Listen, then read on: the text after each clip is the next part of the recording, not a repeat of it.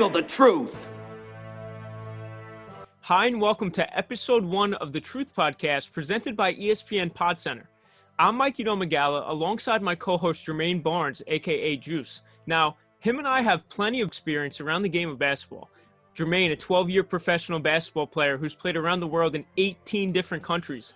Myself, the owner of NBA Buzz on all platforms with 3 million combined followers, host of Inside Buzz, a basketball journalist, and man, we're just so proud and happy to start our journey with ESPN and can't wait to share our interviews and discussions with the NBA world.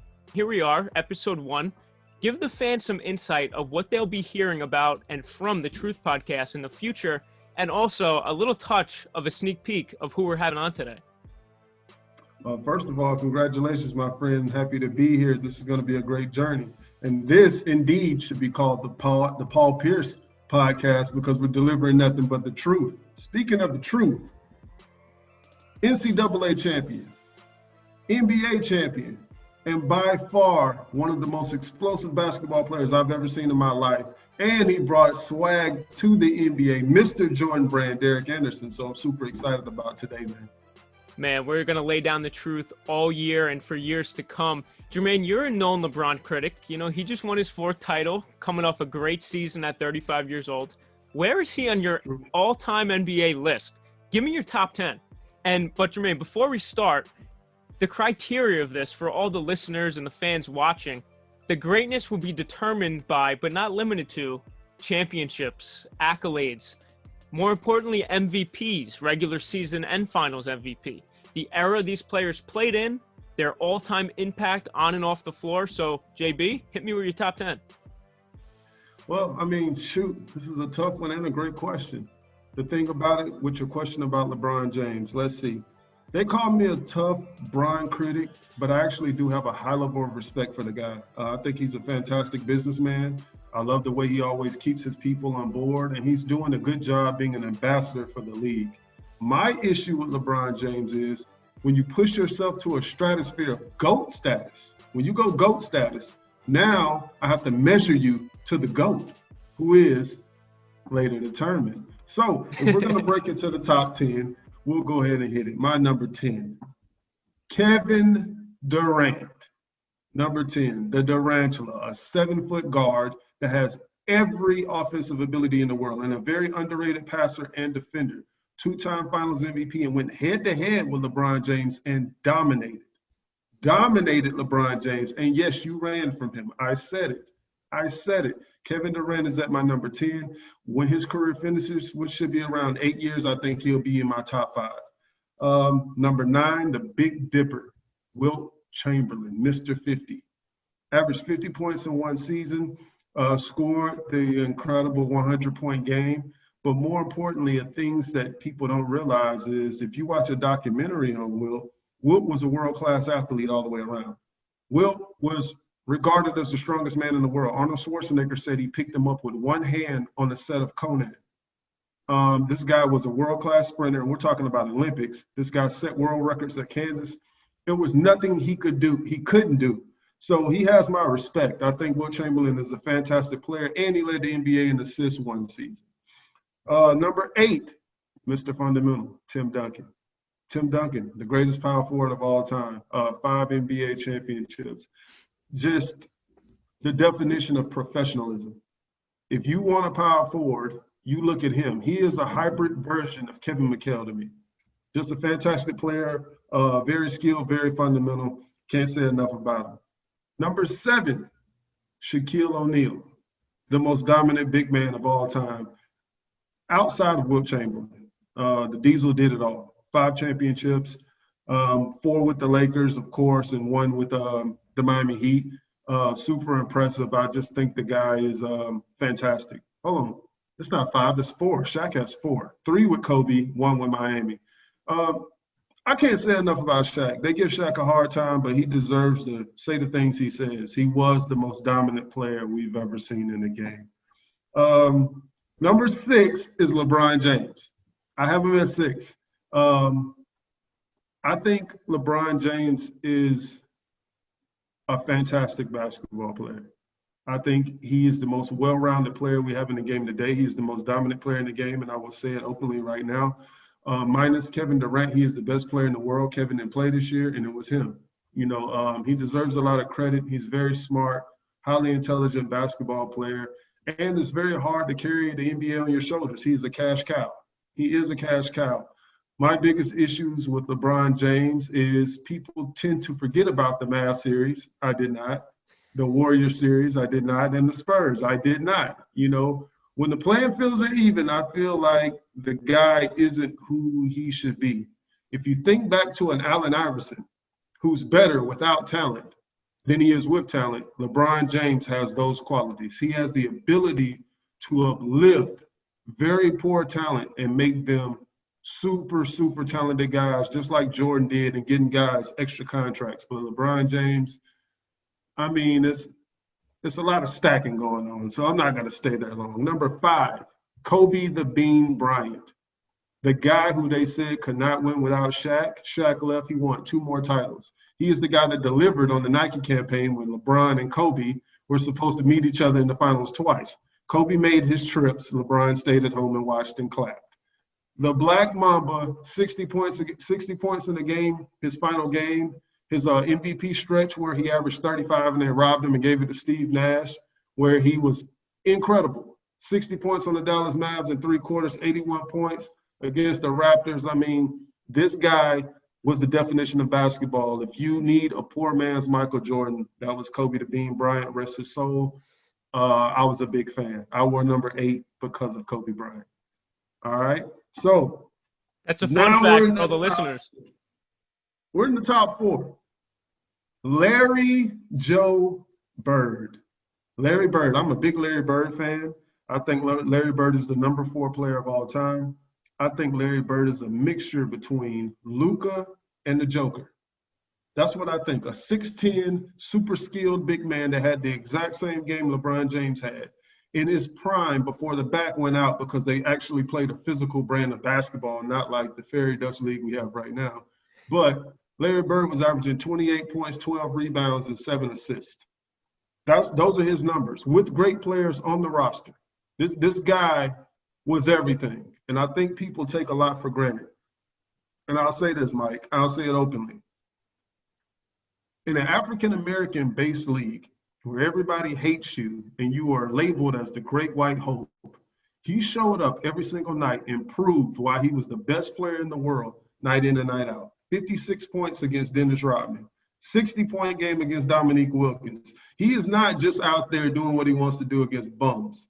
We look at the NBA Finals that just passed this year. LeBron James had to match up against a couple of bums. Larry Bird got attacked every night, and we try to avoid the race issue, but it was very race-driven. You remember the remarks Isaiah Thomas said about him. He would just be an average guy if he was black. That's BS. Larry Joe Bird was the best player in the world at the time, and Magic Johnson even admitted it. I think he was a fantastic basketball player that got cut short because of the back injury based off the physicality of the league at the time. Number 3, Kareem Abdul-Jabbar, who was regarded as the GOAT at that time. Kareem, the all-time leading scorer. If anybody argues that he's the greatest player of all time, you say, I see your point. The guy was a winner on every level. He dominated every level. There's nothing we can't say about Kareem. He was a fantastic player. He deserves a lot of credit. It's the reason why Magic called him Cap. With that being said, my number 2 guy is Magic Johnson. Magic Johnson is the second greatest player of all time. Magic Johnson is the second greatest player of all time for a lot of simple reasons. He played 10 years. In a 10-year span, he went to the NBA Finals 9 times, and he won 5 of them. Now, they say he had all this talent. When he was 19 years old, the Cap, the GOAT, went down, injured. And a 19-year-old rookie walked into that game versus the amazing Julius Erving and scored 45 points, 13 rebounds, and 6 assists, and was named Finals MVP. And from that day forward, he became the best player on the Lakers, not Kareem Abdul-Jabbar. Not to mention him and Larry Bird saved the NBA. They got us on television, and they got all you new young guys paid. You can thank Magic Johnson and Larry Bird for that. So the guy won a high school state championship. He won an NCAA championship, and he won an NCAA champion and an NBA championship all before he was 20 years old. So get a guy a lot of credit because can't nobody in the history of basketball do what he did. Now, drum roll. Number one, who could guess? Michael Air Jordan. Michael Air Jordan. This is too easy for me. This is too easy for me. Nobody's in the GOAT conversation. We're talking about a guy that beat the NBA All-Stars 8 games in a row as a junior in college. Nobody knows that. The USA team never took pros in the 80s. They only took the college kids. So Michael Jordan and the college guys with Bobby Knight went and played the NBA All-Stars, who featured Magic Johnson, Larry Bird, and Isaiah Thomas. Michael Jordan led all of those games in scoring, and he dominated NBA players. This happened before the draft, so nobody knew this. Also, first guy to three-peat twice. That's Mr. Michael Jordan. Never lost a game 7, never lost the NBA Finals, 6-time final MVP, 6-0 in the finals. There's nothing I can't say about Michael Jordan. He is basketball perfection. There's nothing he can't do. The guy ran a 4.340 clocked at the University of North Carolina. Recorded as the longest hang time in sports history, not NBA history. Longest recorded hang time. And the guy has the highest recorded vertical of all time. We're just talking about putting the skills together, the IQ together, the heart, the determination, and just the raw physical ability. The guy was amazing. In 1988, when he was named most valuable player in the league, he also won Defensive Player of the Year. He was also averaging over 36 points. He also won All-Star MVP, dunk contest. You name an award, the guy won it in one season. He had to leave the NBA, and he came right back in dominant fashion. It's just certain things he did nobody else can do. And I'll just say this. Look at that roster. Look at that roster. Those were bums. Scottie Pippen was over the hill when he came back the second time. Ron Harper was over the hill, and Dennis Rodman was 35. Nobody can win with the rosters Michael Jordan had. He just made it happen. This guy was perfection on the floor. Mikey, you have to stop me because I will spend 6 hours talking about the great Michael Jordan. So here we go, JB. Well, for all the listeners who maybe weren't following or came in late, I'll put Jermaine's top 10 at the end of the screen when I'm done alongside mine. So JB, my top 10 all time, a little different than yours. A little different than yours. You know, I got the young kid perspective compared to you. You're you're a few years older than me, so you watch these guys. Me, now I'm used to a different kind of era. So we'll start at top 10. We'll start at number 10, excuse me. At 10, Hakeem Olajuwon. Yeah, Hakeem did kick Shaq's butt in the finals all the time. People don't want to admit it, but in the 90s, especially the early 90s, Hakeem was so much better than Shaq until Shaq came into his own with the Lakers. One MVP, 2 championships. He needs a ton of credit for leading a not so stacked Rockets team, especially in 94 to back-to-back chips. Yeah, they got Clyde Drexler the next year. You know, I'm not going to say they didn't. Hakeem, the supreme shot blocker, supreme defender. 1994, JB, listen to this. MVP, Defensive Player of the Year, Finals MVP. He averaged that year 27 points per game, 12 rebounds per game, 4 assists, and 4 blocks. How the hell do you beat that, man? You know, so he was amazing. Amazing player indeed. And at number 9, next up, I mentioned Shaq. Shaq's got to come in here. You know, most dominant ever, like you mentioned. Just 1 MVP. You would think he would have way more, but Steve Nash might have robbed a few from him. 4-time NBA champion, like you mentioned. And JB, listen to this. From 1992 to 2006, that's 14 years, Shaquille O'Neal, 25 points per game, 11 rebounds per game, 3 assists per game, and 2.5 blocks per game over 14 straight years. Shaq gets, some flack for not working that hard, but man, he was just a physical specimen that was crazy. And if he had Kobe's work ethic, man, he'd be our number 1 for sure. That would be insane. And Tim Duncan coming next at number 8, my opinion, greatest power forward ever. Karl Malone comes close, but Duncan has, he's at the top. Complete game for a big man. Supreme leader. He came into the league alongside David Robinson. Yeah, they had a great team, but with his leadership and his skills, they just started winning instantly. two-time MVP, five-time NBA champion, and his longevity. How do you beat that? Just, loyal, incredible longevity for him.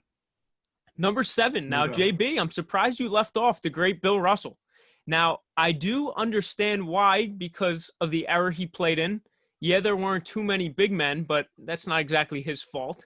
My only knock for him, though, he had so many legendary teammates and amazing pieces around him. Like, LeBron gets crap when he recruited Wade and Bosh, but Bill Russell had a super team, in his defense in the 50s and the 60s. So, yeah, he won 11 NBA championships, 5 MVPs. That's incredible. I do have to knock what I just said about who his competition and his teammates were. But I also got to give him, a pat on the back, because at that time, no blocks or steals or defensive player of the years were given. So in that time, he would have been incredible and won all of them. 15 points per game, 22 rebounds per game, 4 assists per game in his career. Again, that's without blocks being recorded. Number 6. A winner for sure. Number 6, the great Kobe Bryant. May he rest in peace. In my opinion, the most skilled player ever. MJ might be at the top of my list, wink, wink, but I got Kobe as the most skilled ever. Like you said, winner with and without Shaq. You got to give him credit for coming back and winning with Pau Gasol in that team. I mean, yeah, he had great teammates, but no Kobe on that team. They're not going anywhere. Like I said, one of the most skilled players ever. You need a bucket, he's going to go get it. Look what he did towards the end of his career with the final game and all of that. This is where it gets a little similar. Our list, JB, a little similar. Number 5, Larry Bird. Man, oh man, talk about one of the most fundamentally sound players in NBA history. Just a flat-out winner. He would talk trash in your face and then just rain in threes over you. Only about 2 threes a game, though, because in the 80s, compared to now, I mean, they didn't shoot nearly as much threes. No. So Larry Bird's averaging all these points per game back then. He's a winner and all that, while shooting just 2 threes a game. Imagine him today. Oh, man, he'd be probably putting up 8 threes a game while averaging 35, in my opinion. A little fun fact for the listeners out there about Bird. He won 3 straight MVPs, the only player in NBA history to ever do that. Also, give him credit for his three NBA championships and helping the league, become so prominent with Magic Johnson. Yeah. Next up, number 4, Wilt Chamberlain. Yeah, I kind of knocked Bill Russell. Yeah, man, I kind of knocked Bill Russell a little bit about the competition he played in. But I feel if you put Wilt Chamberlain in the NBA today or in any era, he would kick the competition's butt. He can't help where he played. I mean, he still went up against Kareem, Bill Russell, and guys like that, and still, outmatched them in the game, just not winning. Wilt only had 2 championships. It would usually just be Bill Russell beating him. Like you said, he's a freak athlete, and, man, 2-time NBA champion, 4 times MVP, 30 points per game, 23 rebounds per game, 4 assists per game in his career. Not just one season. You said he averaged 50 points per game in a season. Just incredible. Number 3. Now, for the listeners, just think. I have, there's Magic Johnson left. There's LeBron. There's Kareem. And, of course, Michael Jordan left. I have 3 spots left. You'll see where I'm going to go with this after Magic. Magic at number 3. Revolutionized the point guard position. Greatest point guard ever. Greatest passer ever. Just a winner. JB, you mentioned it before about coming in as a kid, instantly creating winning mentalities and winning championships. His career couldn't have been even greater in the 10, 11 years he played. His AIDS diagnosis really cut his career short. And I would have seen him playing into the mid-1990s. Even when he came back in 96, JB, I'm sure you remember this. He was like 35 years old, a little chunky, a little out of shape. Still averaged 15 points per game and 7 assists for that remaining season. So Magic Johnson is just, a freak of nature as well at 6'9", 6'10" at the point guard position. Number 2, this is where it's going to get interesting. Because of LeBron just winning his 4th career ring, that puts in my list LeBron equal with Kareem Abdul-Jabbar. Now, what will it take for LeBron to surpass Kareem? In my opinion, that's 2 more championships, which will make 6. and surpassing Kareem on the all-time scoring list, because where Kareem's mark is at with 37,000-ish, I believe, 38,000, Yeah. that is incredible. I mean, LeBron's pacing nicely, but I can't give him the credit past Kareem just yet. You made a ton of great points about both, so I won't continue. But just look at their longevity, how they impact the game, their all-around numbers. They're winning and sometimes losing in LeBron's department, but man, they know how to lead a team. Just look at what LeBron did early on in his career with some of those Cavs teams. He led to the deep into the playoffs and into the finals. JB, I know you like to knock LeBron, but you can't knock that. That's incredible. I actually like what you said with Kareem and LeBron when you said longevity and you put them together. You can't discredit being able to play a long time because injuries are part of the game. These guys avoided the injuries. So I like the way you did that. Number one, who else would it be? We will agree on this wholeheartedly. Michael Jordan. Now, nobody says what could have been in MJ's career, but I will, because if he didn't retire the first time, what else would he have done? Would they have won every title of the 90s as well as not retiring at the end of the 90s if Jerry Krause didn't kind of pull out the rug from all of them? So you made a ton of great points. I'm going to touch on it as well. He had his career stuff, but I'm also going to mention his off-the-court stuff. I mean, his impact on sneaker culture, clothing, how every kid in America and across the globe just want to be basketball players because of MJ's influence. Now, let's hop into his, career a little bit. JB, this is going to interest you and all the fans too. I saw and did my homework. Let me just highlight this, just so I don't get any of this wrong. This is what separates Michael Jordan and LeBron James in accolades. This is one whole Hall of Fame career that LeBron James doesn't have compared to MJ. MJ has 2 more rings, 2 more finals MVPs, 1 defensive player of the year, 4 more all-defensive first teams. I mean, MJ, just one of the greatest guard position defenders alongside Dwayne Wade, and 9 more scoring titles. 9 more scoring titles. MJ, with Kobe, some of the greatest scorers ever. 3 more steals titles. People like to knock LeBron about not doing a dunk contest, but hey, MJ won dunk contests. He wasn't afraid of the moment. He wanted to put on for his city and for his fans. So you look at his 1988 season and all of that, his remarkable, legendary career, coming back in 2001, averaging 22 points per game from 38 to 40 years old. Man, how can MJ not be your GOAT? He's just the GOAT in my book, and his mentality and all of that, what he did to lead his team to rings, he's number 1 in my book. JB, that's my top 10 compared to your top 10. Everybody stick around for a couple minutes, and I will put that on the screen side to side. And you guys, put your opinion in the comments. Who do you agree with? Do you agree with Mikey? Do you agree with Jermaine? So hit us up about all that, and we'd love to debate.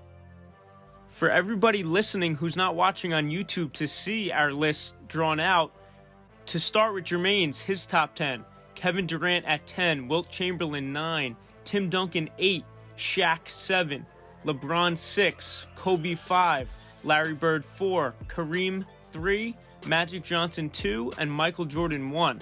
For my list, starting at number 10, Hakeem Olajuwon. Number 9, Shaquille O'Neal, followed by Tim Duncan, number 8, Bill Russell 7, Kobe number 6, 5, Larry Bird, 4, Wilt Chamberlain, 3, Magic Johnson, 2 is a tie between LeBron and Kareem, and 1 is Michael Jordan. If you want to debate with us or, just pick our brains on our list, follow us at Truth Podcast ESPN on Instagram and send us a DM there. And also stay tuned for our interview with Derek Anderson. Now it's time. The Truth Podcast's first guest, 11-year NBA veteran, 1996 NCAA champion with Kentucky, 2006 NBA champion with the Miami Heat, and the first player ever signed to Jordan Brand, the great Derek Anderson. DA, welcome to The Truth, my man. Thank you, man. Good to be on your show. Congratulations, too.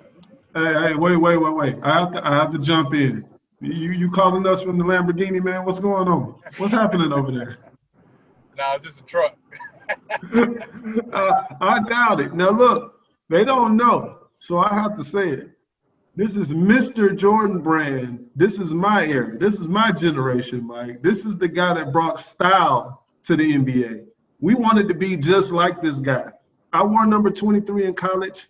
I practiced the Jordan lean. We could never quite get it like DA, but this guy made me wear the patent leather Jordans. Like, this guy was it for us. So look, DA, me and him, we're going back and forth right now about this list. I gave him the real top 10 list, which is mine. He gave me his okay top 10 list. I need you to lay down the truth. You can't handle the truth. This is coming from a guy that played against the Kobe's, the guy that played against Jordan, the guy that saw Shaq. This guy played against LeBron. He's seen everybody play side by side by Tim Duncan. I need to hear it from the man, which I call Mr. Jordan Brand. I need you to lay down the truth on who's the real top 10 from DA. Well, only reason I give my top 10 in this version is because this is what I see in my eyes. I don't base it upon numbers, because there's guys who led to certain schools with the all-time leading scorers, and they're not even close to being the best player. So I don't look at numbers unless I know that they're significant and the player's significant. So for me, I always had MJ as one. I don't have I think MJ is the best for me because I patterned my game. Like, if I was a big guy, I would like a big guy. But for me, being an athletic guy, I've always catered my game to those people who can do a lot more. So for me, it was MJ. It was Kareem, because I got to see him play college, pros. I saw him develop. Nobody could block. He could run the court crazy. I had Magic Johnson, who could lead a team in college, pro. I had Kobe Bryant, who got 81 points in a game. Then I had LeBron. Like, that dude's IQ is off the chart. I had Bird, because I saw him play every playoffs, felt like growing up. I saw Shaq growing up. I had him. I saw KD do stuff at 6'11" that I've never seen before. I had Tim Duncan lead a team and play every position that didn't have a lot of vertical in him, but he was smart. He knew how to lead a team. I played with him, played past the ball. That was 9, right? That's 9. You left out some like Hakeem Olajuwon, Bill Russell, Wilt Chamberlain. Did any of you guys see Wilt or Russell play? We had Will. So how do people say that's their favorite, their best, and you don't even see them play? Like, I'm only going what I seen play. I don't care about Russell having 9, how many ever rings he got. I never saw him play. He's not on my list either. He's not on my list either. Yeah, so for me, it was like the eyes I seen with visually my eyes, who I know that if I put on a team or got with them, you can tell they're going to help you win a game some kind of way, and if they need to, they're going to dominate the game. Like, I grew up being a Dominique Wilkins. 10, DA? I would say Dominique Wilkins. I love it. Yeah. I love it. Now, wait. Mike, don't say nothing. Don't say nothing, Mike. DA, you got Michael Jordan number 1. I got Michael Jordan number 1. And Mikey accidentally got Michael Jordan number 1. Why is Michael Jordan the greatest player of all time from a guy that was next to him for so many years? I want to hear from you. Why is he number 1? Because I know why he's number 1 to me and Mike. Well, he set the standard. I mean, if you look at all the guys before him and after him, who do they compare? They say, oh, when he came, he said that's the greatest they've ever seen. When he left, he was the greatest ever seen. And now everyone's trying to emulate and get to him. Like, for me, like, he set that standard. He was the first guy to ever be able to play defense, play offense, have a killer instinct. The man would just do everything that you need him. He wasn't a guy that said, oh, he only scores. He understood how to play basketball. Right. He put pressure on people in a different way than most people would accept, but he put pressure on everyone so they could think and play as hard as he did. Now, if he asked them to do something he couldn't do, I would be like, man, you tripping. Because he played hard defense. He rotated. He dove on for loose balls. He did everything. He wasn't afraid to take the last shot. He wanted the clutch moments. He never shied away from anything. He took ownership for himself. What that does is put a gold standard on, if you can be that great and still have a mentality of not being afraid to win or lose, you're the greatest. And he won by doing that.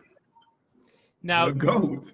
You know, he's my GOAT as well, DA. He's number 1 in my book. I had LeBron and Kareem tied at number 2.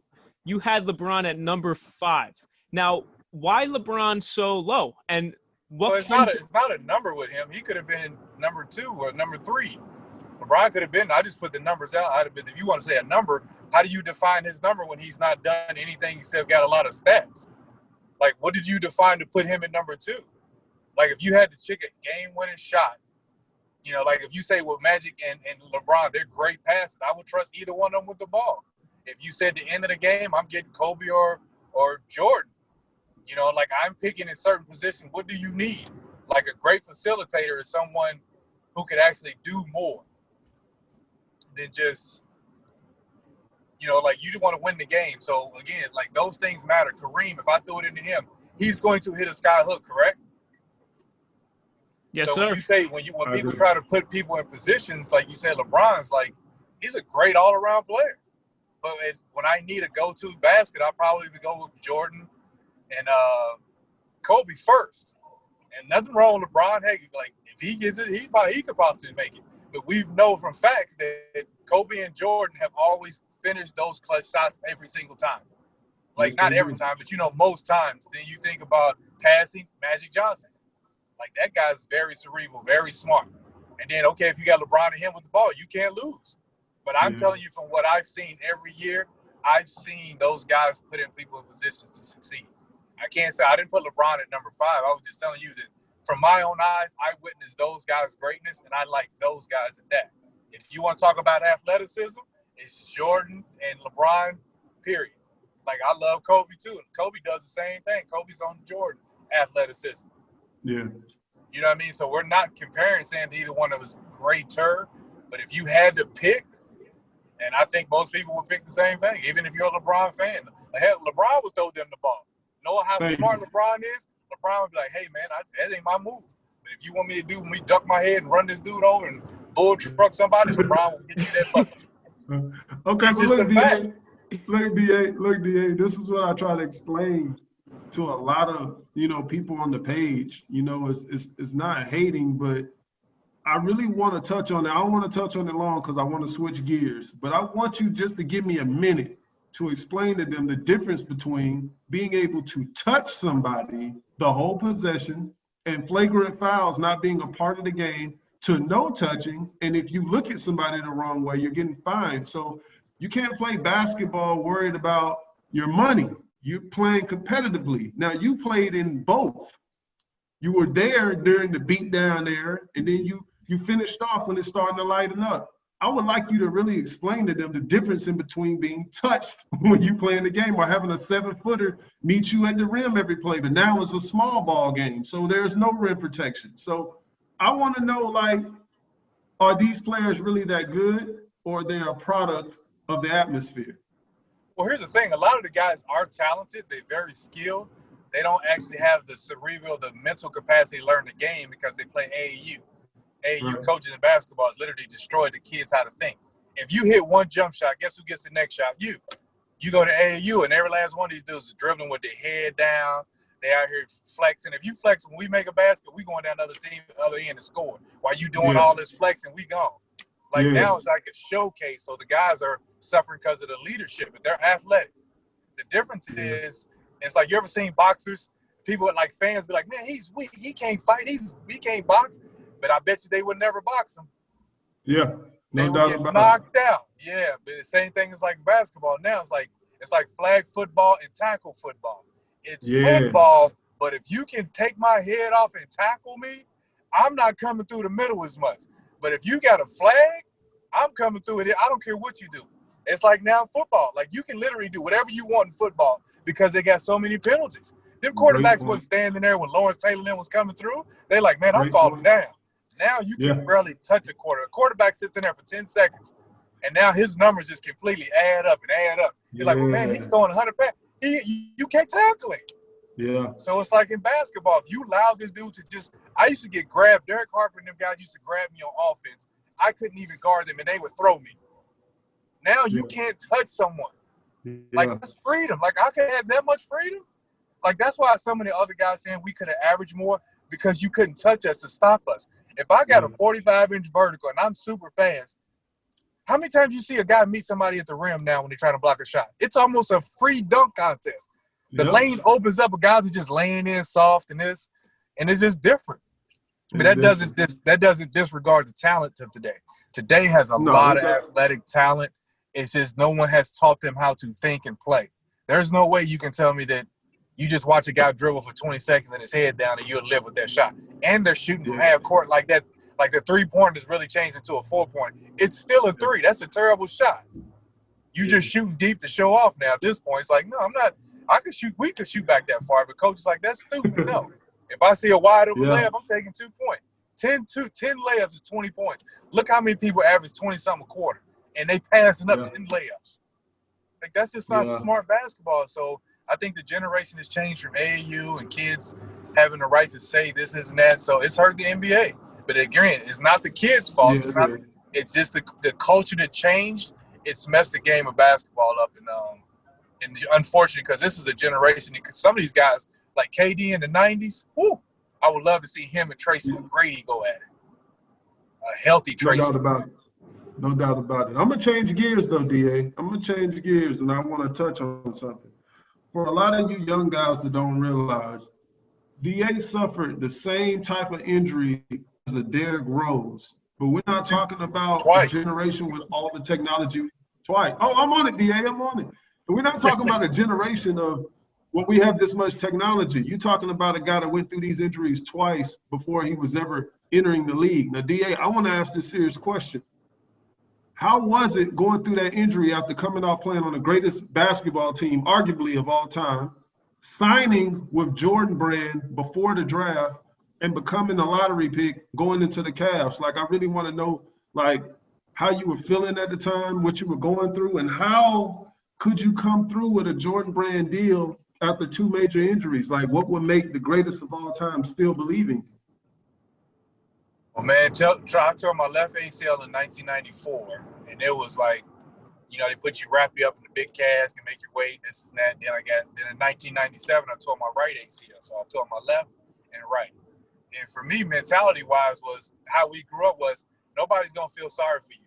You can't sit here and say you have my mental capacity is not strong. I'm going through weakness. It's my first injury.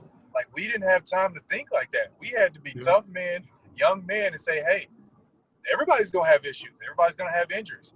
How do you handle yourself to bounce back? And I think, again, we were just taught that you have to fight through things. You can't just get babied, or you can't say, well, hey, somebody's going to pay me and take care of me with insurance. No. We said we had to get back. So I had a mentality of no one's going to give me anything. And when I rehabbed hard. I was doing swimming pool. I was coming in like the trainers would be there at 12. I would be there at 11:30, 11:45, waiting to get in. They were like, why are you here, sir? I said, I got to get it in, man. I got to get better. Like, I'm not coming in late, walking with flip-flops in, trying to look cute. I'm coming to work. And I think that was a mindset that we would all been taught. And Jordan saw me in my senior year when I tore my knee up. He had had somebody watch me rehab. He said the dude's always on time. He's always working. He's doing extra work. I would watch practice, rehab, shoot free throws after everybody's gone, and then do something else after. He saw that. He knew somebody had watched me, and he was like, man, I just love how you came back. He said, you ain't make no excuses. You ain't taking no year off. You came back, and I tore my ACL up in January 18. I was windmill dunking the last week of March in a practice, and every scout saw me. They were like, well, what did he do? Because I had a cadaver. I didn't have I had an artificial tendon put back in, what they call a cadaver. Everybody was seeing me dunk and do all these windmills and all that stuff. And then they was like, well, how did he get back so fast? And telling them about the cadaver and me getting back. And they was just like, well, this guy, he's just committed. I was just committed on working out, getting better. And once people saw me play, Jordan was like, well, man, I know you're healthy now. I trust and see what you're doing. I would love you to be a part of the brand. And he was like, I know you'd had ACLs or whatever, but he said the way you're passionate about the game, how hard you play, and everybody said this, I played every play like it was the last play of the game. I didn't take plays off. I didn't play around with people. If I lost the ball, I'm chasing you down. I'm not just giving you a layup. I was just doing hustle things, but then you had talent. You could score, you could do those things, but it was just a mindset for me. And I think a lot of those guys in our early 90s, we didn't have any chances to make excuses. Yeah. So DA, back then, I mean, Jordan Brand then compared to what it is now is a lot different. There really weren't any Jordan athletes other than MJ. So how did you feel, and how did the first call get to you of what MJ wanted to do? And I read that when you first got to Nike and, they were recruiting you, MJ was there. So please tell us that story and about, the conversations you guys were having. Well, I got invited to Nike. It wasn't even an MJ invite. It was like, hey, Nike wants to speak to you. So I went out there with my Uncle George because I didn't have an agent and no marketing team or nothing, just me. So I went out there with my Uncle George, and we was out there hanging out. And then we went in, and he had walked out of a meeting, Phil and all those people. So they walk out, and I walk in the meeting, and there was Michael Jordan just sitting there by himself. And he said, "Hey, man, how you doing?" So we introduced George, this and that. And he said, "Well, man, how your knee feel?" And I'm like, "It's better. It's good." He said, "I figured that. I've been seeing you rock out." And I'm like, so we had a little conversation, small talk. And he said, "Well, listen, we started the Jordan brand, and I would like for you to be a part of this family. We just launched it now." So they was just launching it. It was coming out. They had already facilitated, did things. He said, "Hey, I want you to be a part of the Jordan brand." He said, "I want you to be one of the guys to bring this to light." And I was like, "I would be honored to." When I tell you, I was nervous. Like, I didn't know what to think. I'm just like, that's my first time ever meeting the man. Like, I ain't never talked to him. I'm shook his hand, and I'm nervous. I'm sweating and everything. I was like, this is crazy. Like, I had, mind you, the other 4 guys had already been in the NBA. I had never played an NBA game, so I was fresh out of college. Name those guys. DA, name those guys. Ray Allen was there. Ray Allen was 1. Michael Finley was 2. Eddie Jones was 3. And Vin Baker was 4. And I was the 5th guy. So mind you, they had already put in work in the NBA. So he picked me, and I had only played 18 games my senior year in college. And he said that's all I need to see. And when I tell you, people was reminded, he was like, "Watch the film of me." I was shooting running one leg floater fadeaways at UK, and they were like, "How you even shoot like that?" And because my mindset was, I watched Jordan, and I said, if he can do this, I can master what he did, and I can become just as good or close to it. Yeah. And mind you, now, how many people tear both ACLs and still can do all the dunks that I could do in games? Look. I don't know anybody that can do the dunks you can do in games right now. Without 2 ACLs. Right now. Yeah. We'll backtrack more. In 1996, that Kentucky championship team, 9 future NBA players, coached by Rick Pitino. You guys, oh my God, 34-2 that year, including the tournament. Tell us about those years with Kentucky. Well, they were great. I talk about my college years all the time. They were the best times because you never had to worry about money. You wasn't caring about anything.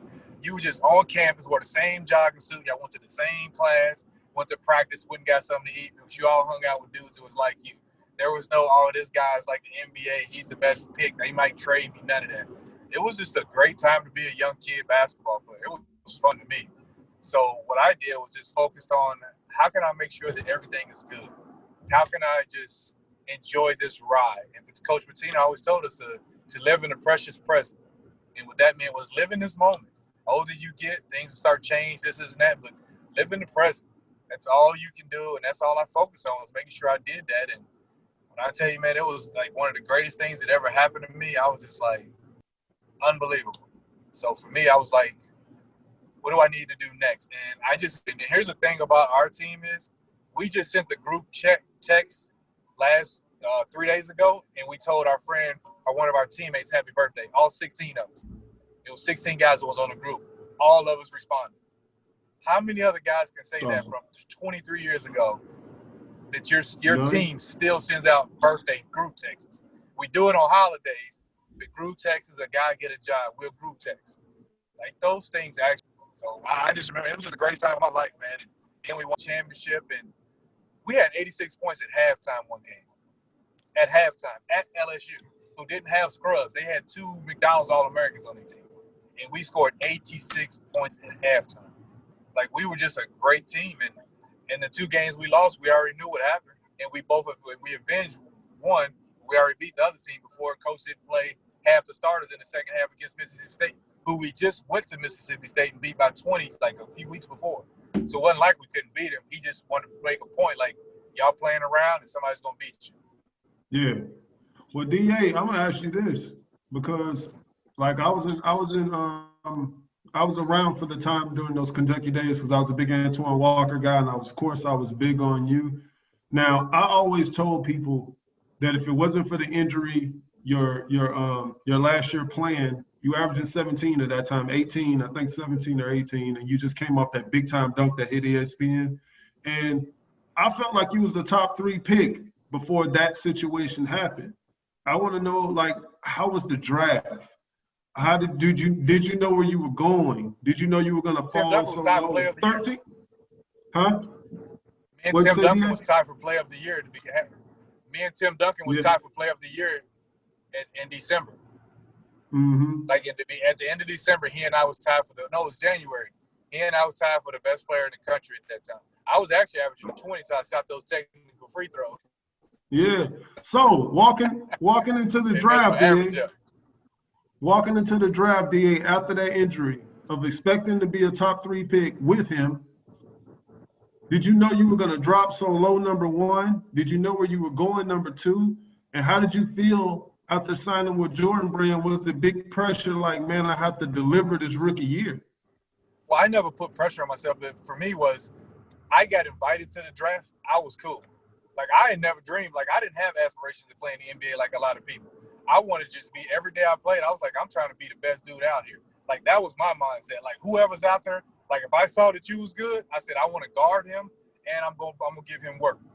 Like, that was my mindset. So when they talked about the NBA, they said, hey, man, you getting an invite. Because I didn't go to the combines in Chicago. All I did was go do workout for teams, and they made sure my knee was fine. I didn't have to go play. And mind you, I hadn't played since January 18th. So I knew I was getting drafted. I didn't care where. Yeah. Like, I wasn't tripping. I was like, oh, man, I'm sad because I didn't get to go number 3. I didn't care. I said, put me on the roster and watch me do work. Put me on the roster and watch me do work. That was my whole mindset. I'm not into this, oh, he went 1, 2, 3, because the dudes before me, they got handled. Yeah. So everybody loves their Jordan sneakers. I do. I know Jermaine does. Which pair of Jordan sneakers, what number specifically, is your favorite to play in?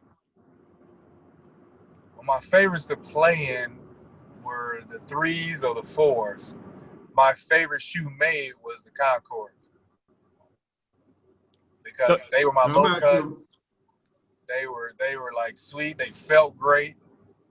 But I was a fan of the 3 and 4, so I was always like those. But my Concord, the low cuts, Tim Duncan used to call them flip-flops. He used to walk around in flip-flops with ankle tape. Said I was playing in shower shit. DA, I read a story that you went to Mike about the Concords and cutting them low.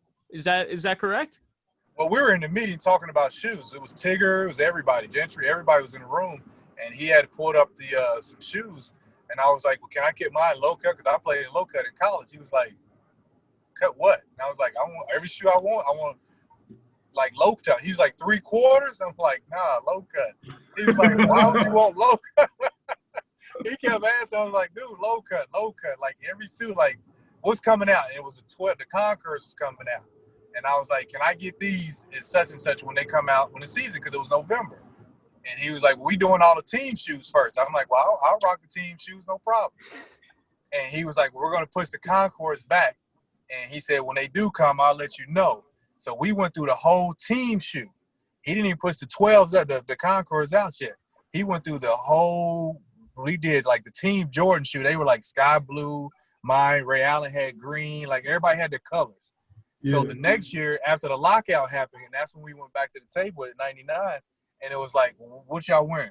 And that's when everybody started doing retros. Like Ray wanted to do his retros and his colors. Like we just all got creative at that point. Because what happened was nobody was buying the Jordan brands.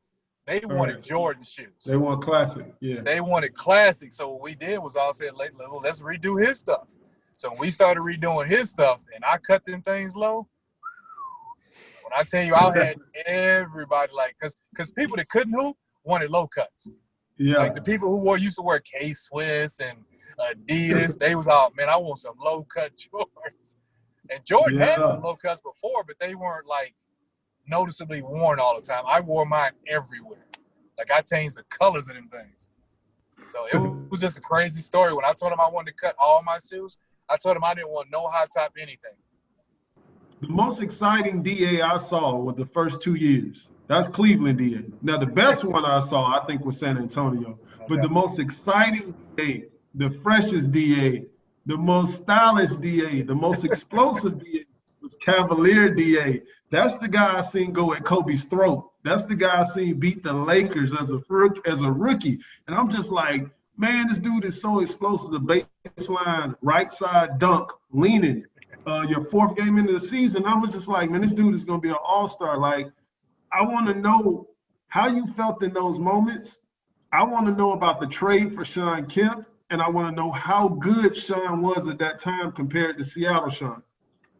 Yeah, well, first part is, well, again, when I played, I didn't see a statue because, like, I never went to AAU basketball. I didn't play in circus. Like, I got invited to go to these camps, but I couldn't go because my life that I had, it was rough. I was a single dad at 15, so I couldn't even go play in the pickup league sometimes because I had my son. So when I saw All-Americans and all this and that, like when I went to the Junior Olympics, and I was the MVP in the Junior Olympics, and I played against Stackhouse, Rasheed, Camby, like I was the MVP against all them dudes. And when I see people say they're All-Americans, they're top picks, I never looked at that. I said, if you out there just like me, you're going to get this work. So I always had a mindset, go play hard, give it all you got mentally and physically, and live with the results.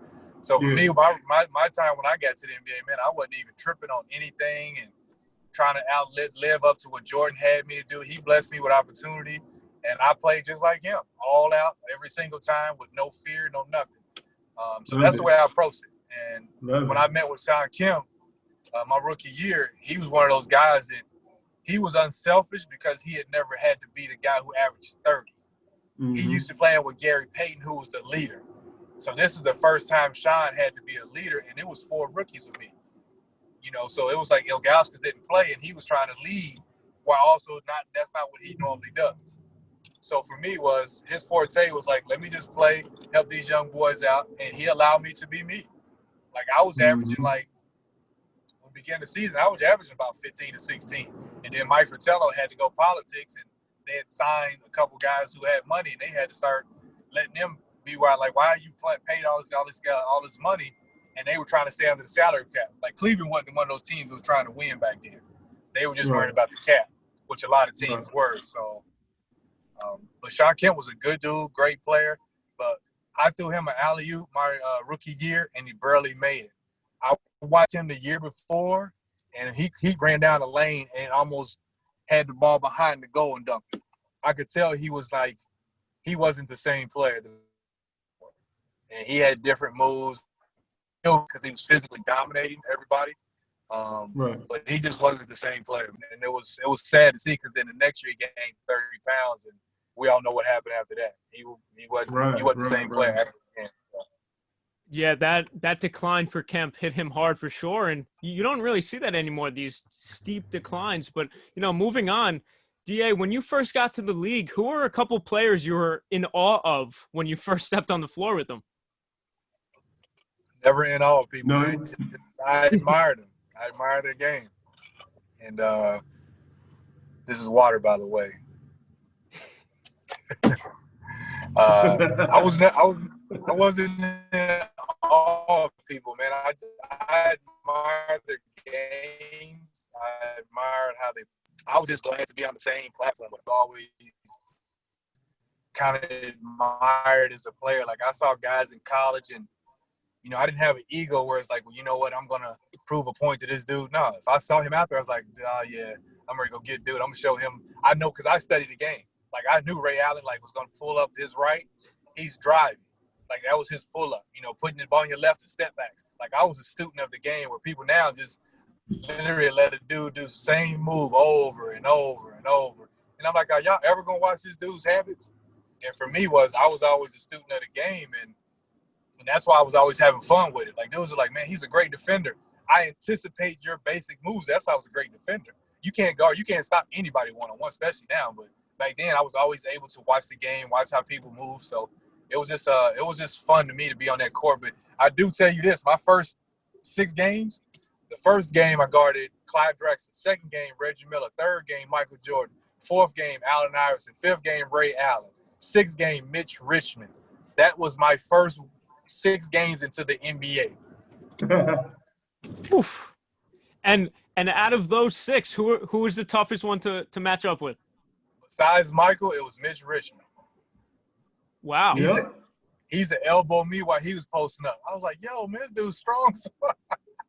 Like, man, is this legal? Like, I used to ask the ref, is that legal that he can elbow me on offense and move me out of the way? He's like, yeah, you got to get tough. I was like, the referee told me to get tough. I was like, wow, welcome to the NBA. Now it's like, you might get thrown out of the game for throwing an elbow like that. He was posting up throwing elbows. I don't wanna skip San Antonio because we're gonna come back to it. But the Clippers, I think, was your best season, and it looked like you had the most fun. I wasn't with those guys. I was with Lamar Odom, and that was the difference. I got him his rookie year, and that was different because he was a great talent, great dude. The goods. Yes, he was good. When I tell you that dude had it all, and he actually wanted to win. Like, that dude would be mad when he lost. Like, when I look at Lamar, I'm like, man, people don't know how passionate that dude was about the game. Like, Lamar hated to lose. And he saw some guys laughing and joking. He was like, why they like that, man? I'm trying to win. Like, that dude was passionate about winning. So for me, that was a great time to be there. Statistically, it was easy because I was being able to lead. I just came from Cleveland. I was on a one-year deal for my rookie year deal. So I knew what I was trying to do. I knew how I needed to lead and help them guys out. I could have actually shot more. Like, I never averaged more than 12 shots a game a season, and I've always averaged double figures. Like, to be a two guard, there's no way I should not have been shooting more. But I knew how I wanted to win. I knew how to play the game the right way. So I was always taught to play the game the right way. And that's what I did. But no, Clippers was a great time. But the owner at the time, he wasn't trying to pay nobody. So everybody was leaving. Like, Maurice Taylor was balling. Troy Hudson was a baller. Tyrone Nesby. But he didn't want to pay nobody. So everybody was like, we knew there was just a pit stop. If we could build there, like what Sam Cassell and all them dudes did, it would have been different. But they never paid anybody. So that was one of those bad business deals we had. But I love playing the Clippers. Great people. Jason Powell was one of the greatest dudes I ever met, man. And he's the trainer still. He was just getting there. Just good people that you stay connected with. Clippers was a good spot for me. Then after LA, of course, you move on to San Antonio. I have Tim Duncan as my greatest power forward of all time. Popovich, one of the greatest coaches of all time. You're Manu Ginobili before Manu Ginobili. You're the you're the second guy next to Duncan, averaging 16, 4, and 4. DA, those are great numbers, man. Tell us about your experience in San Antonio. Yeah, if you're the second leading scorer on the number one team in the NBA, you're doing something. I don't care what you say. We had 60 wins. I played all 82 games, didn't miss a game. So when you're doing it, like even George Gervin said, man, you can be a Hall of Famer, man. You keep working, you stay here. But again, when you talk about business, it always changes people's lives. You can look at everybody's situation who's moved on. It changed their whole career. And I think that's one of those situations that happened to me. Ginobili, great player, good athlete. Came into the league with a little bit of flopping, the little European league. Great dude, great player. Like, he was never one of those, like, jealous guys. He was always cool. But he got the right opportunity. He came off the bench. There was no pressure for him. I love watching him play besides the flopping. But great player, great dude. And when I look back at that situation, if I would have stayed, would they would have recruited him? Would they would have needed him at all? We could have played 1, 2, 3 because I played 1, 2, 3. Like I had Avery Johnson. So when I'm coming off the pick or screen, they're still sitting in my lap because Avery wasn't a shooter. Would they have sitting in my lap as much as TP would have been there? Like, he could have shot, he could have drove, like, different playmakers. You never know. But I think that was a big if for me. But I called Michael Jordan, I called Darryl Griffin, I called everybody. What should I do with San Antonio? They told me they would give me a 6-year deal. Then they cut it and sell me 4. And then if they said they did do if they would do a 5th year, it would be their option. So I would only get 4 years there. I'd already took a 1-year deal with them instead of taking a 5-year deal with Miami Heat. So I had sacrificed 1 year already. And then when RC told me he didn't know if I was going to come back, if he was going to give me more than 4 years, and I was like, I can't take that risk. I had 2 ACLs in college. I just got taken out of the air by Juwan with my shoulder, and everybody told me, you got to get your money. I mean, everybody said, you might could be a Hall of Famer and win a championship, but you can't replace $20 million. And this is like in 2001, and he was like, you're right. So I took the $48 million instead of $28 million, and it worked out. I still got a championship. Some stories about Tim Duncan. I know you two were very close that year. People think he's very to himself and quiet. Now, I want some experience from you of being around Timmy. He's very quiet. Like, I'd never been to his house. Like, we would always, like, all the team or me, him, Antonio, like, hey, we would all go to restaurants or somewhere like that. Like, he was so cool, but you never got to see him in a different setting besides being silly or basketball. Like, me and him we would all be on the thing. We would be watching Pink Panther, the old one, like the 1970s version.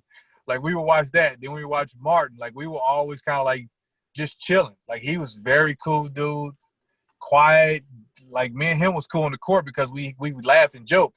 But you never got a real sense of him sometimes because he was so quiet.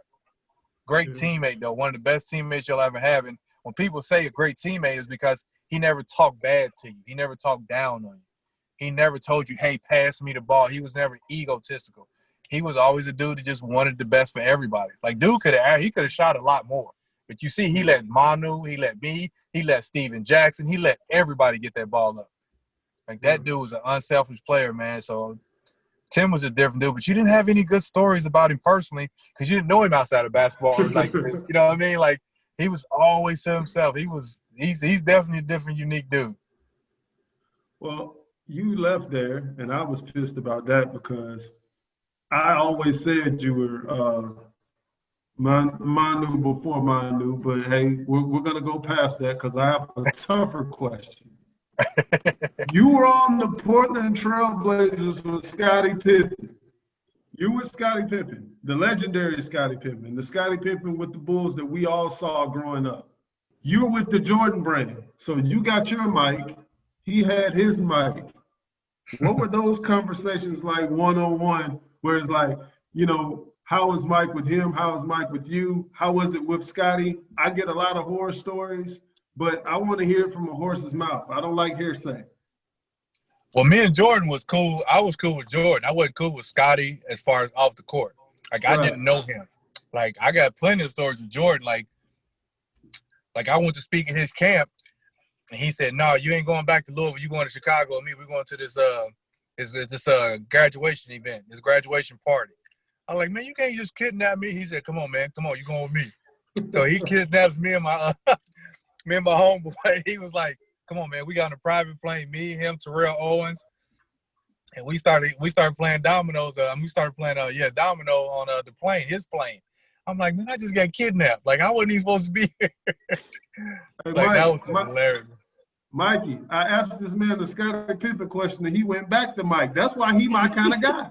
There. That's why. Yeah, like, I don't know. Like, Scottie was my teammate, but Scottie was more like this a guy. He wasn't a leader guy. He was more of a, like, I'm a facilitate. So if you told Scottie what to do, he's going to get it done. Yeah. That's why he needed a mic. That's why he didn't work in Houston. Remember they went with he didn't work there. Like, they wanted him to bring that Mike mentality. He can't bring that to, like, Chuck and all them dudes. Chuck and them gonna do what they want to do. You can't bring that to Rasheed Wallace and them guys. He not that type of dominant leader where he gonna tell them you're gonna do it my way or no way. He was just a good leader. He was a good dude. If you told him to go do something, Scottie would get it done. So that was your hats off to Scottie with that. But we never had a personal relationship. Like, he was always cool, cordial. And I played with him for like 3 years, I think, 2 or 3 years. But he was just always one of those dudes that just went about his business and he did it. Plus, he was getting older, so he wasn't trying to kill himself. He was like, man, I finally got paid after all these years. Like, Scottie was on the decline, and he recognized that, and he was just letting us rock. Like, it'll be games that, like, he would be like, come on, D.A., we getting you this ball. Like, there's plays you can see on the internet all the time. He would come in, get the ball, throw it to me. They would get an offensive rebound, hand it to me, and I'd go make a play. Like, I felt good about that, man. That was good. Scottie was like, here, come on, D.A., come off this double screen down. We get this game winner. We going home. He would talk like that. Yeah. Like, he'd be like, come on, you going to hit this three. We ready to go home. Let's rock. Like, he was a good, like, older kind of vet type of guy. But he was never rah, hurry up, get your stuff together, none of that. I just saw you, I don't know, scratch your face or whatever. Did I just see that fat rock of a championship ring on your finger? Oh, that ring? Yeah. I want to see that. Show it off. There we go. 2006 Miami Heat champion. Yeah. I got to speak to some kids in a minute. They wanted to see it. Incredible. Yeah. And following up with that, you know, you mentioned that first round series with the Lakers. Guarding Kobe Bryant. Talk to me about that in your Portland days. I had played against him my rookie year, and I had 30? 30. And after that, I was like, well, man, why are they pumping this dude up so tough? And I got to the Clippers a couple years later, and this dude figured it out. And I guarded that dude then. I was like, yo, this dude is crazy nice. I literally had to change my mindset because at first I wasn't hyped on him. And I'm like, man, he ain't doing but shoot all the balls, man. That dude ain't cold. Then the playoff that year, he shot air balls. I'm like, man, he ain't that good. Man, a couple years later when I got, because the lockout, we didn't go over there playing. We had, they played most East games. We had 50 games in like 2 months. But that next year when I went out there and I saw this dude, he had got stronger, everything. When I tell you, he put me and him used to talk. They were like, man, y'all two great, go at it.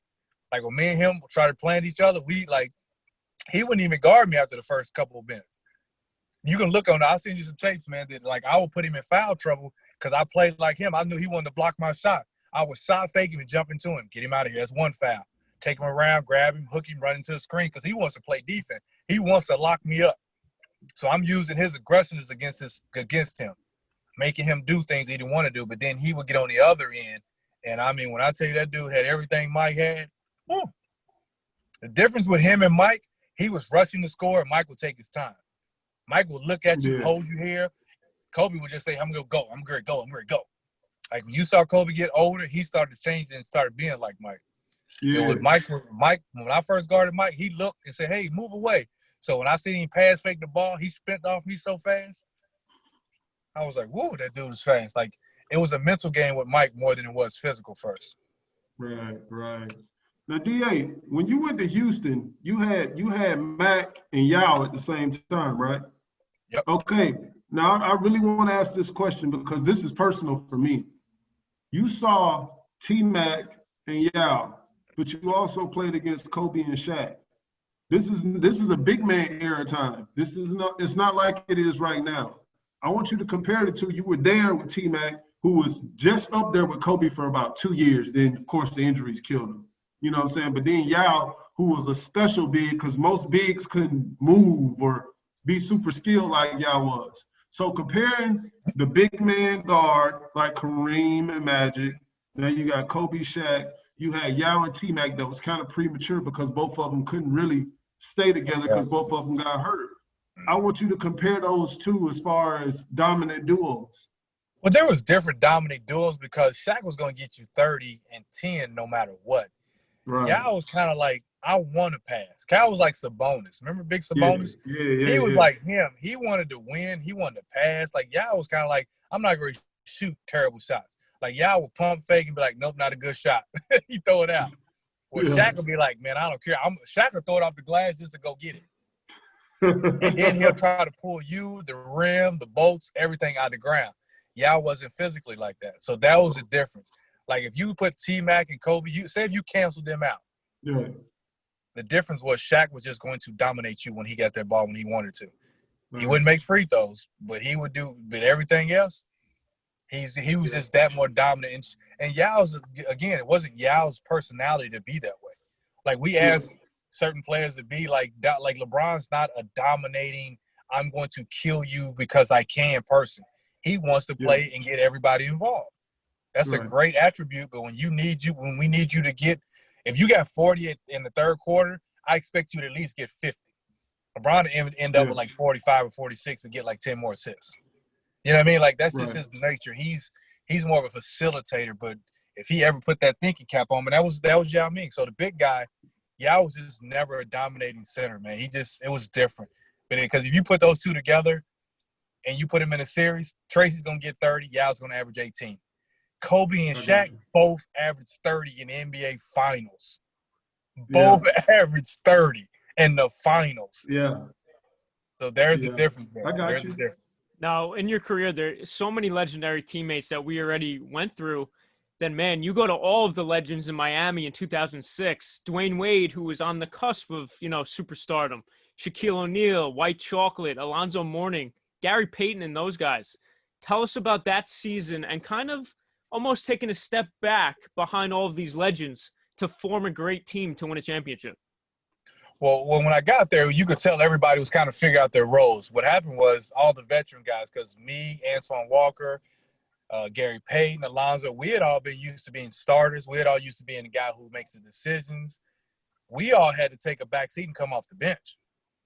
Now, think about that. You got me averaging double figures in my career, Antoine being an all-star, Gary Payton a Hall of Famer, Alonzo being a Hall of Famer, all except coming off the bench. If you can get that on any team, you would have won. Yeah. And I think what happened was we all decided, like, you know what?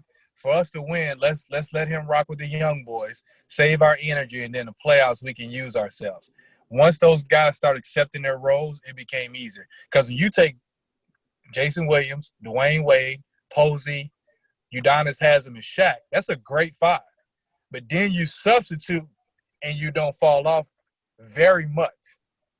I think because Dwayne Wade wasn't a three-point shooter. So when I got in, I could knock down threes, make my plays. First game I played when I got traded there, I hit a game-tying shot on a fadeaway. Coach drew up a play for me. One-on-one, hit a fadeaway, got offensive rebound to Alonzo. We won the game. Like, it wasn't like I couldn't play in year 8 or year 9 I was in. And the fact that Dwayne was so young and athletic, we had to let him rock. And it worked out. Coach came to me and said, man, we got to let young players play. And I'm like, all right. And he was right. Like, we had to let him play. That dude was different. If I was in year 4 or 5, I'd have been mad.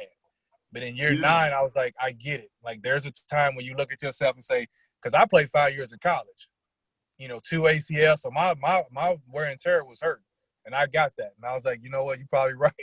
I wanted to play. I wanted to do more because I was playing up until that last game, the last Dallas series. So I had been playing, but he was like, we got to let young fella rock, man. And I was like, all right. D.A., did you know 24-year-old Dwayne Wade was going to end up being as good as he is right now? No, I didn't. He didn't have that same work ethic he did back then. He was lazy on defense like a mom. We used to be like, dude, you got to play defense. You got to stop being lazy. And then when Coach got in him a little bit, he turned that thing on, boy. He was in the passing lane. He was guarding you, hitting you with his chest. We knew he could do it, but he had never played that many games and never had to be relied on like that. Like, if you remember him and Marquette, it looked like University of Louisville, him and Marquette, they would go at each other. But there was guys who would go at him all the time. He was just a different dude. I had no idea he would be the type of player he turned out to be. But you could tell he had something. I just thought like a Carmelo and LeBron then were going to surpass him, but he stayed right in the group with them. So he was a phenomenal. Yeah, he surprised me with that. He went from a lazy defender to, I think, for sure, the most blocked shots as a shooting guard ever, and arguably next to Michael Jordan, one of the best guard defenders ever. I'd love to hear your thoughts on him for that too. Well, I don't know about the best defender to Jordan, but up there. I only said up there. No, Mike, no. Yeah, you don't do that. Like, that's a whole new ball game. That dude can lock you down and everything. But now D-Wade picked it up, and he didn't care about getting dunked on. He would tell you, I'm coming to get it. Like, when I heard what D-Wade said, I said, man, that dude got some heart right there, boy. Like, you like playing with dudes like that. You ain't never got to be like, he don't care about getting dunked on. He'll get dunked on and say, well, I'm still try it next time. And he'll laugh it off and go do it. Like, that dude got some heart, man. And you appreciate playing with dudes like that. So, he learned to play hard. I think he accepted his role and understood, you know what, I got to play hard. Because everybody else is doing the same thing, playing hard. You can't pick and choose when you want to go hard when everybody else is doing it. And once he turned that light bulb on, man, that dude was different. That's what made him better. He gave his all a lot more. That made him a lot better. Is there one moment from your career that you're most proud of? Not one moment. I think it's too many moments of successful change. Like, for me being in middle school to high school to college, like, I've been fortunate enough to win at every level. So for me, it's like I don't have one shiny moment. But I do remember the time that I realized that I had a career in basketball, and it was a personal one, was when I was sleeping outside on the bench in the park. And one of my best friends that I ever grew up with, he said, man, you need to go play basketball with us. And I thought about, man, like just doing crazy stuff. Like, I was hungry. My mother had left me in the apartment. My dad was gone. So I was going through stress at like 11 years old. And I was like, man, I don't know what to do. And the dude came and told me, man, you need to go play basketball with us. And I wouldn't play basketball with him. That was the first time I played basketball at a pickup game like that, and that's changed my life. I started hanging with him and playing basketball. So one significant change in my life was a dude just telling me to come hoop, and that changed my whole life. Because I played football. Like, we grew up in the projects. We didn't have a basketball goal. We had football. We had grass. Like, we was using people's shirts and throwing it behind your head. We was playing football with people's clothes. Like, we didn't, we played football. So for him to change that was a life-changing, life-saving. And those early beginnings, we didn't really touch too much on it, but explain to us and the audience about where you grew up, the hard times. And in my opinion, that just tells me why you were so resilient in your career, even after those ACL surgeries, to just come back and be better. The quick version is I grew up like 5 blocks from Muhammad Ali. But our project housing was here, and then his home was up the street. And what happened with us was we were put in the generation where right before they started busing, we didn't have a lot. Like we lived in a project housing, and everybody has project housing. But Clinton claiming and tore ours down, they were so bad. Like if it would flood, you would see rats floating through the water. If it would flood in the hill, like we had it very bad. But people were good to each other. There was good people in those project houses. So you didn't have a lot, but if I had a cup of sugar, you had some people looked out for you. So for me, was growing up in that environment taught me a lot about don't complain, be grateful. Stop complaining about stuff. Be thankful to what you got. Everybody, you think you got it bad, somebody's got it worse than you. Yeah.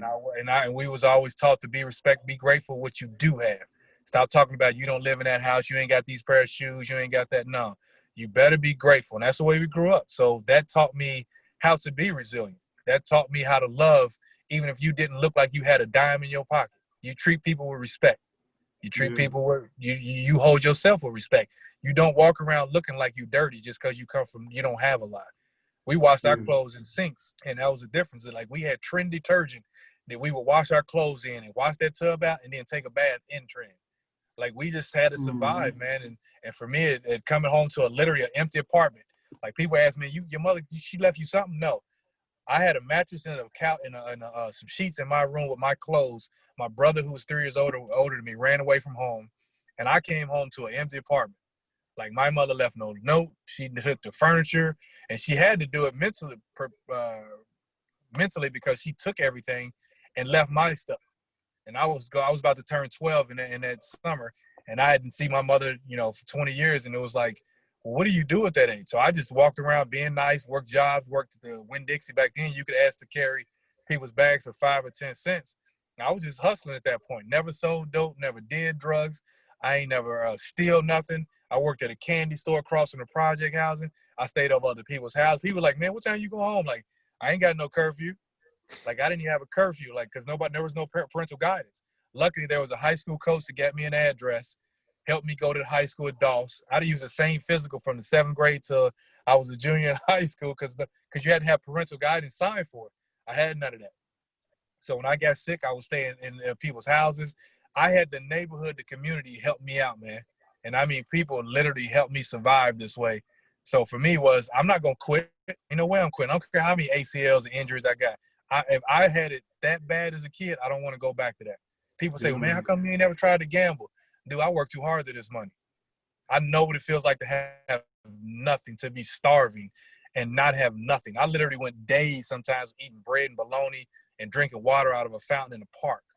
So when you ask me why I don't do things, I got too much to lose to do that. So I just appreciated where I come from, man, and I'm still the same way. Same way. Your habits that you create as a young person is what you become as an adult. Man, that's just amazing. That's amazing. It makes me not want to go on, but we have to. We got to. So, DA, man, who would you be without the 2 ACLs in college, man? Because Derrick Rose fell off. Who would you be without having them before you ever walked into the NBA? Your whole career. What do you think would have been different if the injuries didn't happen? Because I honestly feel like when you rehab, you get stronger. Yeah, but you lose. That young. Yeah, young, but you lose. I didn't get full rotation. I didn't get full extension in my left knee, which is my jumping knee. And I still jumped over people. Mm-hmm.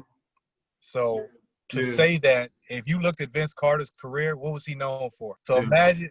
So now if I had that vertical, how could my career change? You had Melvin Levitt explosiveness, and me and you know who that is. And I'm 6'5" 3/4 with no shoes on.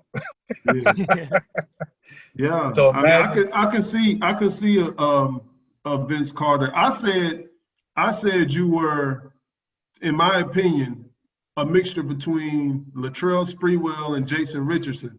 Like it was like that blend of an explosive athlete that could score. I seen a lot of Sprewell. Like I grew up on those guys, so you knew who Sprewell was. You know what I'm saying? So I saw a lot of that. I thought the career would have went that way. I thought you would have made 4 or 5 All-Star games. Mm-hmm. You would have definitely had 2 or 3 rings, and that's how it would have finished off. That's what I saw. Well, I didn't say I was going to be Vince, like play. I don't play like Vince because his hands are big.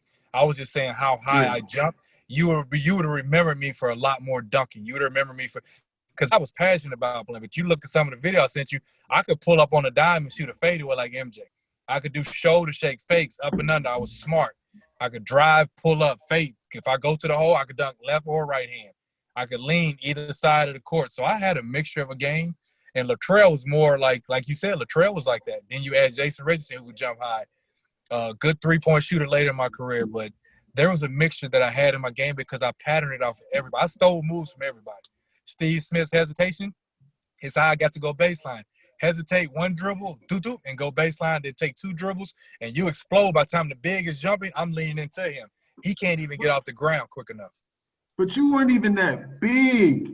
No, I weigh 190. In my opinion, 190. So how were you collecting veteran Hall of Fame center bodies? We calling them bodies.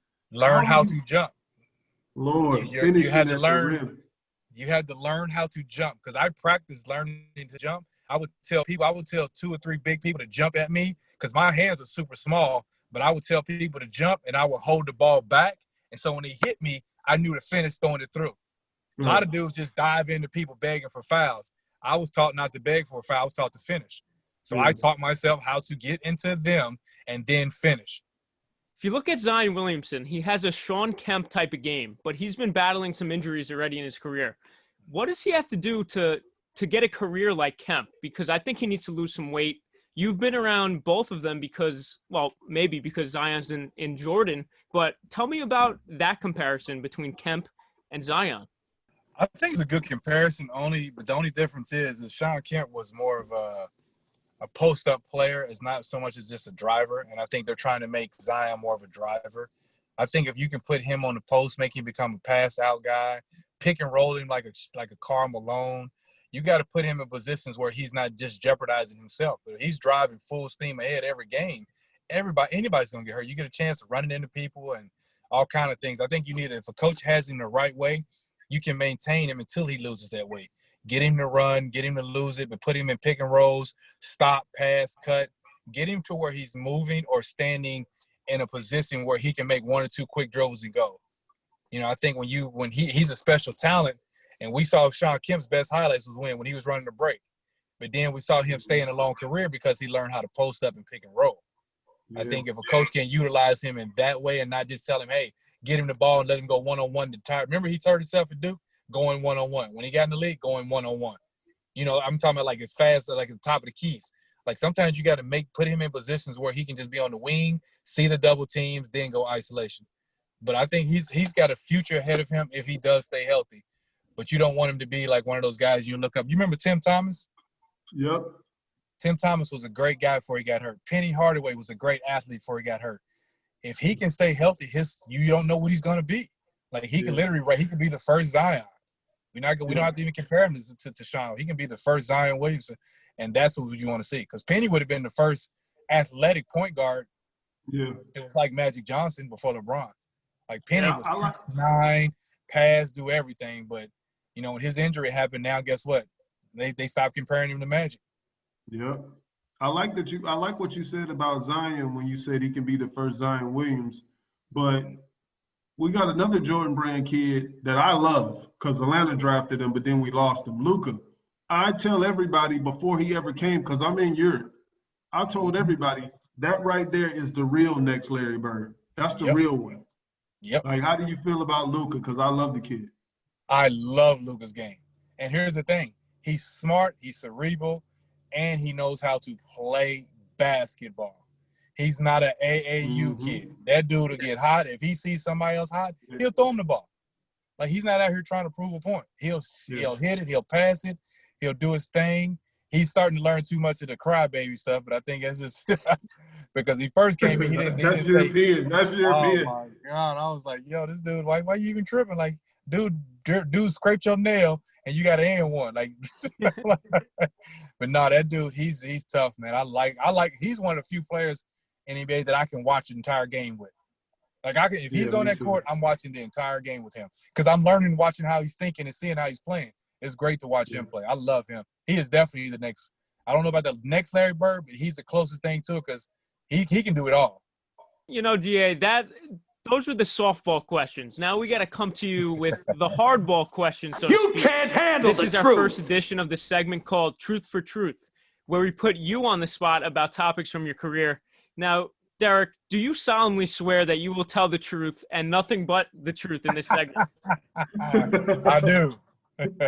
I need to know, truth or truth. You are, no. That's too strong. DA, who's better, you or Manu Ginobili?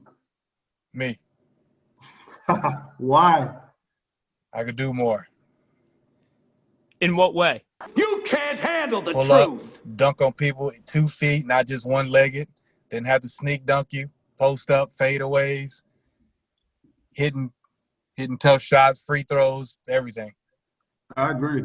Now I got the toughest question. Going right now. Jordan Brand guys, you had to play pickup and do training camp together. Who's the best Jordan Brand guy, not counting Mike? You mean like as far as skill-wise, or? No, when y'all were playing pickup in those gyms and those practices preseason, who is the best Jordan Brand guy, period? Well, everybody's going to say themselves. Ain't nobody going to say somebody whooped them. So. But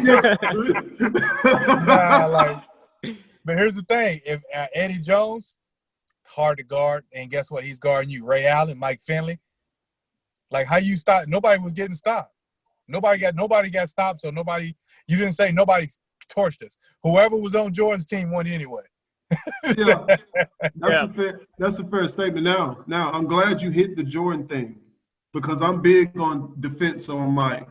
A lot of people give Mike a bad rep, and they don't know Mike on a personal level, and you hear all these horror stories. He's arrogant, he's mean, he's this, he's that. I even heard Jordan owns a prison, and then I always have to pull up the files to show them who that person is. Yeah. Tell me who Michael Jordan is, and I also want you to hit on the points of some of the things you told me as far as your charity and how he supported you and how he is about the people in the community. Well, everybody's different on how people see you. Like, they'll see me out and be like, well, man, he won't talk to me. They made their own assumption up. They never talk to me. So I tell people, don't judge Jordan off of that. Jordan, you're off of the relationship that you see. The man is helping out. He's always helped me out. The man called me his Rook since I first met him. He calls me DA now, but sometimes he'll say, what's up, Rook? And it's been 20 years. So we built a good relationship, a good rapport. Like, I call him if I need him. We're doing some stuff now. He's always sent me foundation checks. He let me open up the first Jordan shoe store. Wow. He let me do that. Like, I got his approval. He said, yes, you can do it. I wrote my book. He's co-signed. He said, man, I got you, whatever you need. My stamina book, he's authored, like he's 40. Like, he's always been supportive of me, man. So I was always respectful of him. Like the way he treats me is different. I see him treat people good out. Like, when people say things, I don't see it. And I'm not saying people can't. Hey, people are married to people that might be rude and they don't see it sometimes. But he's always been cordial. He's always been respectful. He's always been solid 100 with me. So I salute him and respect him for how he treats me. Now, if I saw him act a certain way with other people, I would think different, but I've never seen it. Wait, Mike. DA, give me a Jordan story before you go. Give me a Jordan story. I need it. Truth for truth. I need a real Jordan story. I want to hear some trash talking with all the Jordan guys together. Oh, you don't want to hear that? He was okay. He told Terrell Owens told him that Terrell said, "Man, I think I can make it to the league." And MJ said, "You can't play for the Clippers. You terrible." So they started betting and started talking trash. And Terrell said, "Well, let's go play 1-on-1." And MJ said, "If you can beat my son, you can play me 1-on-1." Never played his son.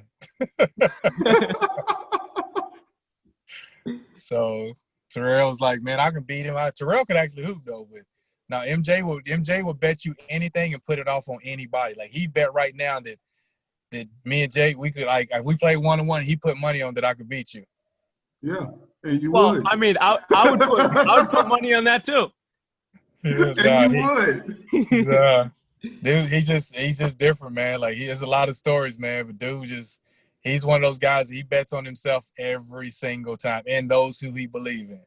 Yeah, good dude. Well, any other stories you could think of before we let you go of MJ? Did you record the one that I told you about him kidnapping me? Yes, of course. Yeah, that was it. The rest of them are private stuff. We can't tell. I like private stories. I'm a private story kind of guy. So good. All right, DA. For Jermaine Barnes and our guest, the great Derek Anderson, I'm Mikey Domagala, and that was episode 1 of ESPN's The Truth Podcast. Stay tuned for more episodes coming soon, and check us out on YouTube, Apple Music, Spotify, social media like Instagram and Facebook. The Truth Podcast, another great episode. DA, I appreciate you coming on and dropping so much insight and so much amazing stories, my man. No problem, man. Anytime, man. Congratulations. Proud of you guys, man. Thanks, man. Thanks a lot. Happy to have you number 1. Yes, sir. We've heard DA speak. We heard great tales and stories of the great Michael Jordan from DA. But now it is time for Juice to tell you one of the great and fantastic stories of my journey.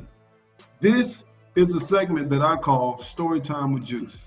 Every weekend you can depend on this. I have several stories, and DA, I think I'm gonna beat you.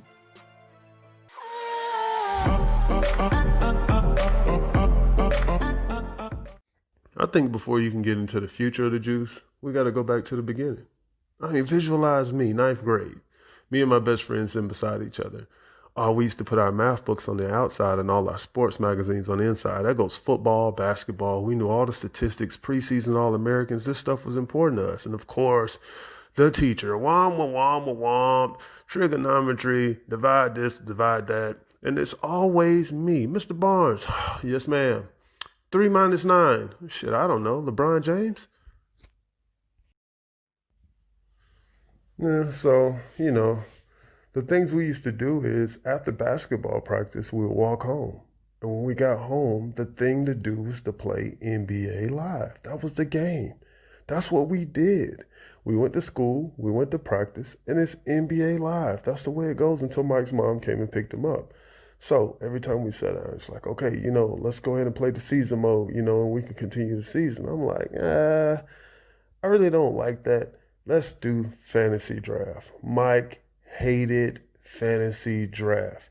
He hated fantasy draft because he knew that meant he needed to think. The rules of the fantasy draft are simple. You got to create your player. Your player could only be at 80, and everybody else had to come out of free agency. They could not be a part of a team.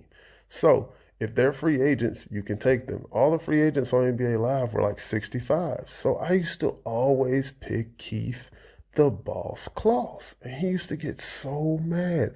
Why do you like people that are horrible? And I'm like, how's the all-time leading shot blocker in NCAA history terrible? I don't care what he is. He's 7'12" and he sucks. His high socks make me sick. I hate his stupid afro. And I used to just look at him like, what is the problem with Keith Claus? He was like, he sucks. Shaq gave him 91 points. And I was like, that never happened. He was like, oh, a guy can't do anything. He can't hit a hook, can't dunk, can't shoot, can't do this, can't do that. He used to be all over the room ranting and raving about how terrible Keith was. So I'm like, yeah. So I picked Keith, and Keith would get, of course, 9 blocks, win Defensive Player of the Year. Our team would end up winning the championship. He's pissed. He slams my controller down, storms around the room. I'm sick of this. Keith can't play this good. You're cheating, da-da-da-da-da. Leave the house. Next day at practice, he's ranting and raving to the stars about how terrible Keith Claus is. Keep in mind, we don't know Keith Claus. We're 14 years old. We're kids. We're children.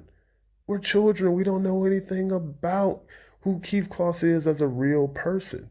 All we know is NBA statistics, books, magazines. This is not the internet age. We didn't have social media. All we have is these books. So he is pissed. Fast forward. I become a professional athlete. I fly to LA. I play in the Summer League, and I also got to participate in the famous Drew League. I'm young. I'm a young guy. I'm 22 years old. I'm excited. I've never been out of the city of Atlanta. I'm here to prove myself. I'm not scared of nobody. Everybody needs to know who I am. And who do I see when I walk in the door? Keith, the boss Claus. And I'm like, okay, do I run over there?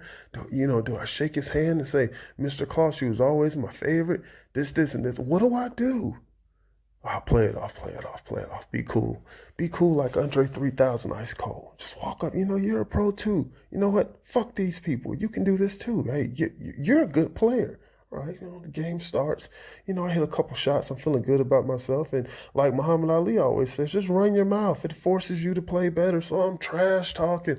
Nobody in this gym can guard me. This, and this.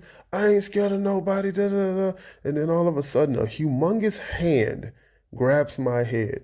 And it said, young fella, shut the up. And I said, what is going on? And I looked up in the heavens, and it was Keith the Boss Claus. He said, hey, country, if you want to make it out of L.A., just shut up and play ball.